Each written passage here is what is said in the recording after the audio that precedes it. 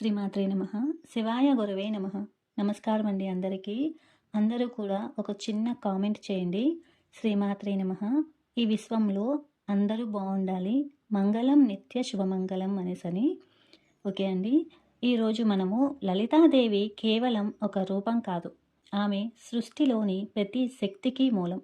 అందుకే ఆమె నామాలు కూడా అనంతం. ఇప్పుడు మనము ఈ రహస్యాన్ని ఒక్కో మెట్టుగా అర్థం చేసుకుందాము. ఈరోజు మనము లలితా సహస్రనామంలో దాగి ఉన్న అనంత నామ తత్వము, ఇంకా సర్వదేవతా స్వరూపం, లలితా సహస్రనామ స్తోత్రం భూలోకానికి ఎలా వ్యాప్తి చెందింది అన్న రహస్యాన్ని శాస్త్ర ఆధారంగా తెలుసుకుందాము. లలితకు అనంతమైన నామములు ఎందుకు ఉండాలి అంటే, ఒక రూపం ఏర్పడితే ఆ రూపాన్ని గుర్తుపట్టి పిలవడానికి ఒక నామం అవసరం. కానీ లలితా సహస్రనామ స్తోత్రం చదివేటప్పుడు ఒక్కొక్క నామం చెబుతున్నప్పుడు ఒక్కొక్క గుణము ప్రకాశించినటువంటి కారణం చేత మనసును హత్తుకొని అలా నిలబడిపోవాలి. రావణుణ్ణి చంపాలంటే ఆదిత్య హృదయం పారాయణం చేస్తేనే సాధ్యం. ఆ మహామంత్రాన్ని శ్రీరాముడికి చెప్పినవారు అగస్త్య మహాముని. అటువంటి అగస్త్య మహాముని ఆత్మతత్వమును తెలుసుకోవాలనుకుంటాడు. ఆ విషయం ఎంత త్వరగా తెలుసుకుంటే జీవుడు అంత త్వరగా పరమాత్మను చేరుకుంటాడు. జనన మరణ జంగాటం నుండి తప్పించుకోగలుగుతాడు. అందుకుగాను అగస్త్య మహాముని శ్రీ లలితను స్మరించేందుకు నామాలను అనుగ్రహించవలసినదిగా హయగ్రీవ స్వామిని కోరుతాడు. ఏ పేరిట పిలిస్తే ఆ తల్లి పలుకుతుందో ఆ పేర్లన్నీ హయగ్రీవుని అశ్వకంఠముతో అసవుగా వచ్చాయి. ఈ నామ సహస్రమే లలితా సహస్రం. ఇవి 1000 నామాలు. ఈ నామాలు సాక్షాత్తు 8 మంది వాగ్దేవతలు లలితాదేవి ఆజ్ఞ మేరకు స్వయంగా రచించారు. భగవంతుడిని స్తుతించడానికి సాధారణ పదాలు సరిపోవు. ప్రతి అక్షరం ఒక మంత్రంగా ఉండేలా వారు వీటిని కూర్చారు. ఏ సహస్రనామాల్లోనైనా కొన్ని నామాలు పునరావృతం అవుతుంటాయి. అంటే వచ్చిన నామమే మళ్ళీ మళ్ళీ రావడం. కానీ లలితా సహస్ర నామాలలో 1000 నామాలలో ఒక్కటిగా కూడా అలా పునరావృతం అవ్వదు. ఇది ఆమె అనంతమైన వైవిధ్యాన్ని, ప్రతి నామములోనూ ఉండే విలక్షణమైన శక్తిని సూచిస్తుంది. లలితా సహస్ర నామాలు కేవలం పేర్లు మాత్రమే కాదు. అవి శ్రీచక్రంలోని వివిధ ఆవరణాలు, దేవతలు ఇంకా శక్తులకు సంకేతాలు. ప్రతి నామం సాధకుడిని శ్రీచక్రం యొక్క కేంద్రం అంటే బిందువు వైపు నడిపించే ఒక మెట్టు వంటిది. అలాంటి లలితాదేవి 5 ప్రధాన విధులైన సృష్టి, స్థితి, లయ, తిరోధానం అంటే మాయ, ఇంకా అనుగ్రహం అంటే మోక్షం నిర్వహించే శక్తిగా వర్ణించబడింది. ఈ అనంతమైన కార్యకలాపాలను వివరించడానికి అనంతమైన నామాలు అవసరమయ్యాయి. శివశక్త్యైక్య రూపిణి అన్నట్లుగా శివుడు శక్తి ఒకటే అని ఈ నామాలు మనకు బోధిస్తాయి. ఆమె సర్వవ్యాపి అయినందున ప్రపంచంలోని ప్రతి రూపం, ప్రతి నామం అమ్మ ప్రతిబింబమే.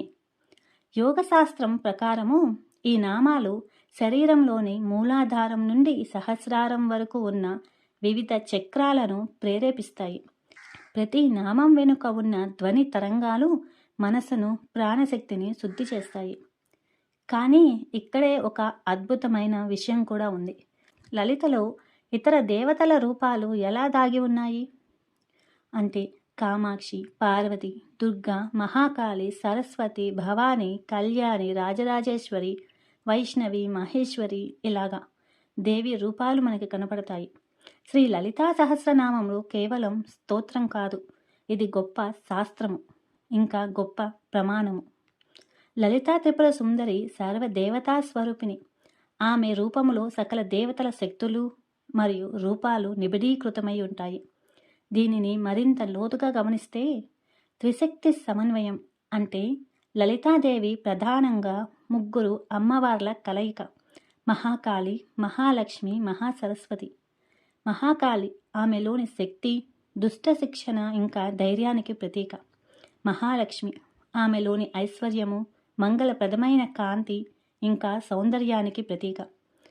మహాసరస్వతి ఆమెలోని జ్ఞానం, సంగీతము, వాక్చాతుర్యానికి ప్రతీక.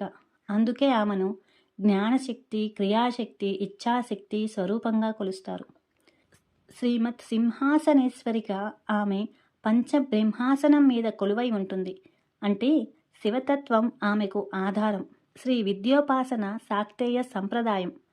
పంచబ్రహ్మల రూపము అంటే అమ్మ సింహాసనములో 5 దేవతలు ఇమిడి ఉంటారు. వీరిని పంచప్రేతాసనాసీన అంటారు. ఈ నామం మనకి లలితా సహస్రనామంలో కూడా వస్తుంది. బ్రహ్మ, విష్ణు, రుద్ర, ఈశ్వర వీరు ఆమె సింహాసనానికి 4 కాలుగా ఉంటారు. సదాశివుడు ఆమె కూర్చునే ఆసనం పైన ఉంటారు. అంటే సృష్టిలోని 5 ప్రధాన విధులను నిర్వహించే దేవతలందరూ ఆమె ఆధీనంలోనే ఉంటారు. ఈ లోతైన సాధనలో లలితాదేవిని షోడశి లేదా రాజరాజేశ్వరి అంటారు. 10 మంది మహావిద్యలు అంటే కాళి, తార, భైరవి, భువనేశ్వరి మొదలైన వారు సారాంశం మొత్తము అమ్మలో కనిపిస్తుంది. ఆమె కనుచూపులో భువనేశ్వరి, మాటల్లో సరస్వతి, క్రోధంలో మహాకాళి దాగి ఉంటారు. అమ్మ ఆయుధాలు కూడా దేవతాశక్తులే. చెరుకు విల్లు మనసును నియంత్రించే శక్తి, పుష్పబాణాలు 5 జ్ఞానేంద్రియాలకు సంకేతము, ఇంకా పాశం, అంకుశం రాగద్వేషాలను అదుపు చేసే శక్తులు. యోగికి తన శరీరంలోనే లలితాదేవి కనిపిస్తుంది. కుండలిని శక్తిగా వెన్నెముక అడుగున మూలాధారములో, చైతన్యంగా సహస్రార చక్రములు. క్లుప్తంగా చెప్పాలంటే సృష్టిలో ఏ దైవాన్ని కొలిచినా అది లలితాదేవికి చేరుతుంది. ఎందుకంటే అందరి రూపాలు అమ్మవే కనుక. శ్రీ లలితా సహస్రనామ స్తోత్రం వ్యాప్తి చెందిన విధానం కూడా తెలుసుకుందాము. అగస్త్య మహర్షికి గురువు హయగ్రీవుడు. ఒకసారి గురువుగారైన హయగ్రీవులకు అగస్త్య మహర్షి ఒక ప్రశ్న వేస్తారు. అప్పుడు అగస్త్య మహర్షికి ఆయన గురుదేవులైన హయగ్రీవులకు మధ్య చాలా ఆసక్తికరమైన సంభాషణ జరిగింది. పూర్వం నైమిసారణ్యములో ఋషులందరూ ఒక మహాసత్ర యాగం చేశారు. యాగ కార్యక్రమాల మధ్యన విరామ సమయంలో జరిగే పురాణ గోష్ఠిలో పురాణం చెప్పిన మహానుభావుడు సూత పౌరాణికుడు.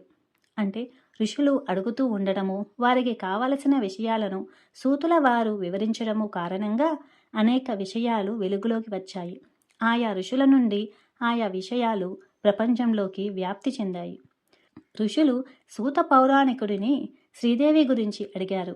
ఆయన ఇలా అన్నారు: మహర్షులారా, శ్రీదేవి అమ్మవారిని గురించి విద్యా రహస్యాలు అన్నీ పూర్వం అగస్త్య మహర్షి తన గురువు హయగ్రీవుల వద్ద నేర్చుకున్నారు. ఆ తరువాత కొన్నాళ్ళకి ఆయన గురువుల వద్దకు వెళ్ళి ఒక సందేహం వెలిబుచ్చారు.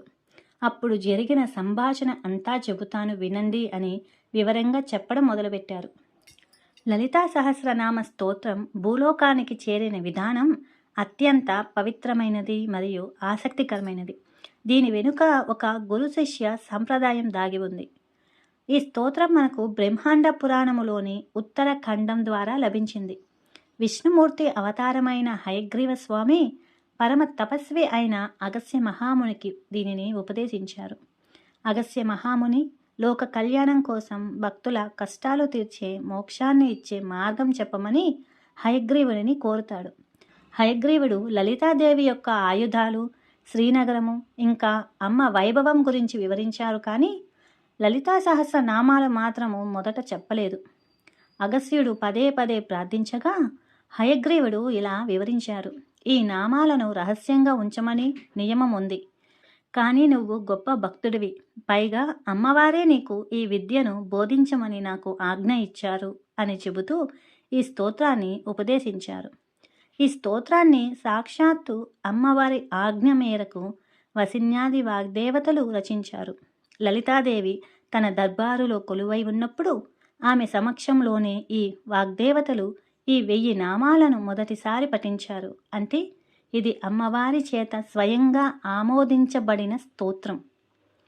వేదవ్యాసుడు ఈ సంవాదాన్ని బ్రహ్మాండ పురాణంలో నిక్షిప్తం చేయడం వల్ల ఇది తరతరాలకు అందింది. క్రీస్తు శకం 18వ శతాబ్దంలో భాస్కరాచార్యుల వారు సౌభాగ్య భాస్కరం అనే అద్భుతమైన వాక్యంగా రాశారు. దీనివల్ల సామాన్యులకు కూడా నామాలలోని లోతైన అర్థాలు తెలిసి స్తోత్రం మరింత ప్రాచుర్యం పొందింది. దక్షిణాచార సమయాచార పద్ధతులలో శ్రీ విద్యను అభ్యసించే ప్రతి సాధకుడికి ఇది నిత్య పారాయణ గ్రంథంగా మారింది. లలితా సహస్రనామం కేవలం ఒక స్తోత్రం కాదు, ఇది అమ్మవారిని చేరుకునే ఒక మార్గం, మనకు చూపించే ఒక మార్గం అండి. ఈ నామాలలో ఏదో ఒక నామం మన హృదయాన్ని తాకుతుంది. భక్తితో జపిస్తే అమ్మ కృప తప్పక మనకు లభిస్తుంది. మీకు ఈ వివరణ ఉపయోగపడితే కనుక అమ్మా అని కామెంట్ చేయండి. శ్రీమాత్రే నమః. సర్వం శ్రీ లలితార్పణమస్తు.